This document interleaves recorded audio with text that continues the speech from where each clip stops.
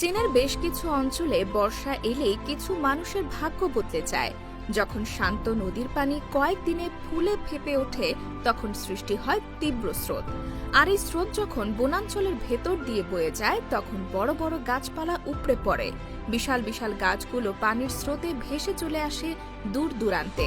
চীনের বিখ্যাত নিউজাং নদী ঠিক এমনই একটা নদী। বর্ষায় এই নদীর রূপ যখন ভয়ঙ্কর হয়ে ওঠে, তখন প্রচণ্ড স্রোতের সঙ্গে ভেসে আসে অজস্র কাঠ বা উপড়ে যাওয়া গাছ। ভেসে আসা এসব কাঠ পৌঁছে যায় নদীর ধারের গ্রামগুলোতে। গ্রামের মানুষের কাছে এই ভেসে আসা কাঠ মানেই বাড়তি অর্থের যোগান। তবে এই কাঠগুলো নদী থেকে তোলা মস্ত বড় চ্যালেঞ্জের কাজ। এগুলো এত বড় আর ভারী হয় যে একা কারো পক্ষে তোলা সম্ভব নয়। এ কারণে গ্রামবাসীরা দল বেঁধে নামে বাঁশ আর মজবুত দড়ি নিয়ে। সবাই মিলে একসঙ্গে উৎসবের মতো করে কাঠ তোলা।